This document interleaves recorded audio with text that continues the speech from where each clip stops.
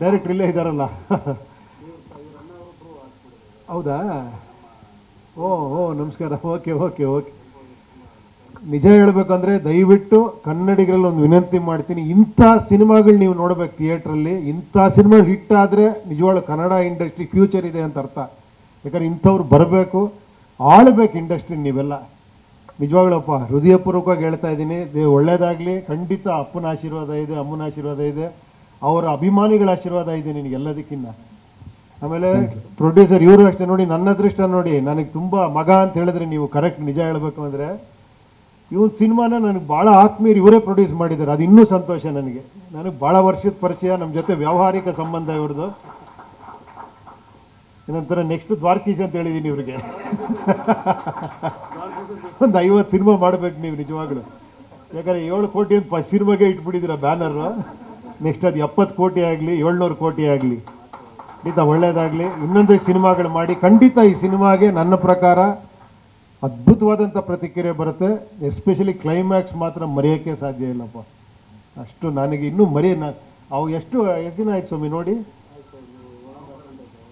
ಹಾಂ, 1.5 2 ಮಂತ್ಸ್ ಆಯ್ತು ಅನ್ಸುತ್ತೆ. ಈಗ ನೆನ್ನೆ ಮೊನ್ನೆ ನೋಡ್ದಂಗಿದೆ. ನೀವು ನೋಡಿದ್ರಾ? ನೀವು ನೋಡಿ. ಓಕೆ, ಖಂಡಿತ ಈಗ ಬನ್ನಿ. ತಂಡದ ಬಗ್ಗೆ ಎಲ್ಲ ಮಾತಾಡಿದ್ದೀನಿ, ತಾವು ದಯವಿಟ್ಟು ಬನ್ನಿ. ಎಲ್ರಿಗೂ ಒಳ್ಳೇದಾಗಲಿ. ಎಲ್ಲ ಪತ್ರಕರ್ತರಿಗೆ ಇಲ್ಲಿ ಬಂದಿರೋ ಎಲ್ಲರಿಗೂ ತುಂಬ ಥ್ಯಾಂಕ್ಸು. ನಿಮ್ಮ ಎನ್ಕರೇಜ್ಮೆಂಟು, ನಿಮ್ಮ ಒಂದು ಇಂಥ ಸಿನಿಮಾಗಳಿಗಿರಬೇಕು. ಇಂಥವ್ರು 100 ಸಿನಿಮಾಗಳು ಮಾಡಬೇಕು. And I wish you all the best ಅಪ್ಪ. ಒಳ್ಳೇದಾಗಲಮ್ಮ, ನಿಮಗೂ ಅಷ್ಟೇ ಒಳ್ಳೇದಾಗಲಿ. ಥ್ಯಾಂಕ್ ಯು ಡೈರೆಕ್ಟ್ರೇ, ತುಂಬ ಅದ್ಭುತವಾಗಿ ಮಾಡಿದ್ದೀರಾ. ನೀವು ಅಷ್ಟೇ ಸೂಪರ್. ಆಲ್ ದ ಬೆಸ್ಟ್ ಗುರುವೆ. ಸರ್, ನೀವು ಬಹಳ ವರ್ಷದಿಂದ ಸ್ನೇಹಿತರು, ನೀವು ಮಂಜುನಾಥ್ ಸರ್, ನೀವಿಬ್ರು ಯಾವಾಗ ಒಟ್ಟಿಗೆ ಕೆಲಸ ಮಾಡೋದು ಅಂತ? ಇಂಥ ಹೀರೋ ಸಿಕ್ಕರ ಮೇಲೆ ನಾನೇನಕ್ಕೆ, ನಾನು ಇದೇ ಥರ ಬರ್ತಿರ್ತೀನಿ. ಟ್ರೈಲರ್ ಲಾಂಚು ಇದಕ್ಕೆ ಬಂದು ಮಾತಾಡ್ತಾ ಇರ್ತೀನಿ ಇದೇ ಥರ. ನನಗೆ ಈ ಥರ ಪಿಕ್ಚರ್ ಮಾಡಿ ತೋರಿಸ್ತಾ ಇರಿ ಸ್ವಾಮಿ ನೀವು. ಆಯ್ತು, ಮಾಡೋಣ ನೋಡಿ. ಇಂಥ ನಿಜವಾಗ್ಲೂ ನನಗೆ ಆಶ್ಚರ್ಯ, ನೀವು ಈ ಹುಡುಗನ ಆಮೇಲೆ ಎಷ್ಟು ನ್ಯಾಚುರಲ್ ಆಗಿದೆ ಅಂದರೆ, ಇವನ್ ಆ ಡ್ರೆಸ್ ಇರ್ಬೋದು, ನೋಡೋದಲ್ಲ ನೀವು ಟ್ರೈಲರ್ ಎಲ್ಲ ನೋಡಿರಬೇಕು. Everything is so natural, performance so natural. ಆಮೇಲೆ ಆ ಮೇಕಿಂಗ್ ಇರ್ಬೋದು, ಎವ್ರಿಥಿಂಗ್ ಇಸ್ ಸೋ ಗುಡ್.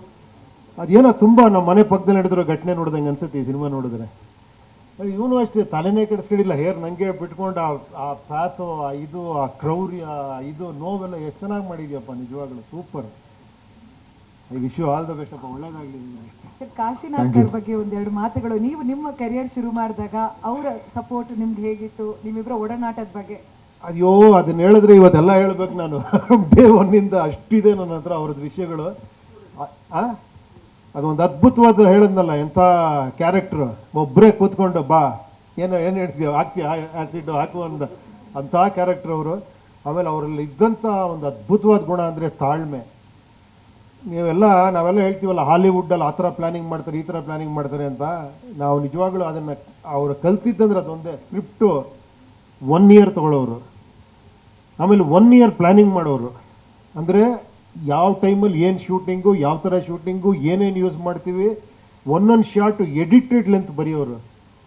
ಅಂದರೆ ಸ್ಕ್ರಿಪ್ಟಲ್ಲಿ ಎಡಿಟಿಂಗ್ ನೋಡಿದ್ದೀರಾ? ಸ್ಕ್ರಿಪ್ಟೇ ಒಂದೊಂದು ಡೈಲಾಗ್ ಇಷ್ಟು ಉದ್ದ ಇದೆ, ಅದು ಎಷ್ಟು ಕ್ರ್ಯಾಂಕ್ ಮಾಡಬೇಕು, ಎಷ್ಟಿದ್ರೆ ಚೆನ್ನಾಗಿರುತ್ತೆ.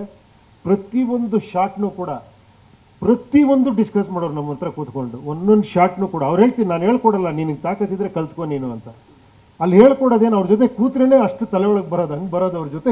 ಅವ್ರ ಮುಂದೆ ಕೂತ್ರೆ ನನಗೆ ಪ್ರಪಂಚನೇ ಕೂತಂಗೆ. ಅವ್ರ ಮುಂದೆ ಕೂತಾಗ ಅವ್ರನ್ನ ಒಪ್ಸಿದ್ರೆ ಸಾಕು ನನಗೆ. ಆ ಥರ ಒಂದು ನಮ್ಮ ಸಂಬಂಧ ಅವ್ರ ಜೊತೇಲಿ. ತುಂಬ ಏನು ಹೇಳಿ, ಅದು ಅಂಥ ಗುರುಕುಲಗಳು ಬೇಕು ಇವಾಗ ಇಂಡಸ್ಟ್ರಿಗೆ.